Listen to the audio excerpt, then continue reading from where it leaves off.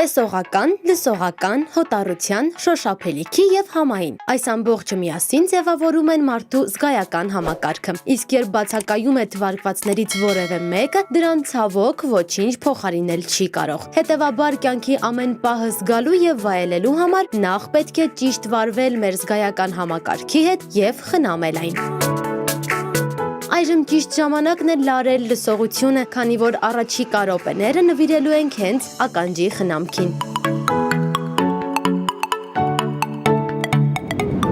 Ականջի մեջ արտադրվում է ծծմբային խցանը, որը ունի պաշտպանիչ ազդեցություն, խոնավեցնող ազդեցություն, բակտերիոցիդ ազդեցություն, այսինքն բակտերիոսպան ազդեցություն, եւ նա անհրաժեշտ է ականջի արտաքին լսողական անցուղում լինելու համար։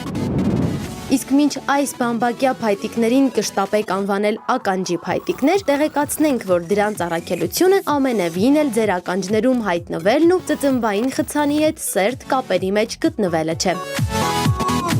Մաքրելու ընթացքում գրգռում են այդ գեղձերը, որը ավելի շատ է սկսում այդ գեջը արտադրել ծծմբային, բացի այդ եղած ծծմբային արտադրությունը հրում են դեպի թմկաթաղանթը, եւ որի արդյունքում էլ զարգանում է ծծմբային խցանը, որը հետո կարիք է լինում դուրս բերել ականջից արդեն արհեստական ճանապարհով։ Անգամ չնչին տրավման կարող է վնասել ականջի հատվածի նուրբ ոսկորային հյուսվածքները, ինչի հետևանքով լսողությունը քայլ առ քայլ կարող է լքել մեզ։ Մեր օրերում ականջի մշտական ընկերը շատ հաճախ դառնում է ականջակալը։ Երբեմն էլ ականջակալով լսված երաժշտությունը տվյալ մարդուց բացի լսելի է նաև կողքիններին։ Սա նյարդայնացնում է շատերին, իսկ ականջակալ կրողի համար էլ ունենում անդառնալի հետևանքներ։ Պետք է լինի նորմալ հնչողության, նորմալ։ Դա կարելի է, իսկ բայց չգիտեմ, մեր երիտասարդների այդ երաժշտությունը եւ այլն բարձր են սիրում լսել, այդ հակացուցված է, քանի որ բերում է, մենք ունենք նյարդային բջիջներ խխունջում, որոնք շատ զգայուն են այդ ձայնային տրավմայի հանդեպ, եւ բարձր ձայնը ուղղակի բերում է տրավմայի առաջացման, այնտեղ կարող է արյունասողում առաջանել, բջիջները վնասվել, որը աստիճանաբար բերում է նաեւ ծանրալսության։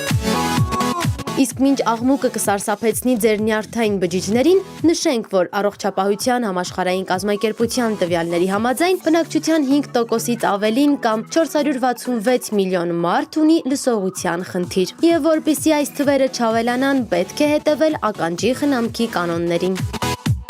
Ծամելու ընթացքում այդ ծծմբային արտադրությունը ինքը դուրս է գալիս ականջի այս դեպի արտաքին հատվածը եւ լոգանքից հետո խորհուրդ է տրվում սրբիչը ճկույտով, ինչքան որ մարդու համապատասխանում է, այդքան հատվածը մաքրել։ Կամ եթե մաքրում են այդ ապլիկատորներով, միայն այդ դրսի հատվածը, խորքը անհրաժեշտություն չկա։ Իսկ երեխաների դեպքում երեխաներն էլ լոգանքից հետո կան իրենց համար հատուկ ստեղծված ապլիկատորներ, որպեսզի խորը չկարողանան թափանցել, դրանով կարելի է ուրեմն մաքրել։ Այսինքն մաքրել կարելի է, բայց արտաքին հատվածը խորը չթափանցելով։ Breakfast smells incredible! Thanks! Can I make you an egg? Իդեպ լսողության հետ կապված խնդիրների մասին վկայում է նաև բարձր խոսելը։ Իսկ եթե դուք սկսել եք բարձր խոսել, սակայն չունեք լսողության հետ կապված խնդիր, ապա այս պարագայում ոչ թե ձայնային ալիքների, այլ հեռացած սրտերի խնդիրն է։ I'm so glad you're home! Because I was buying you flowers! Because I love you!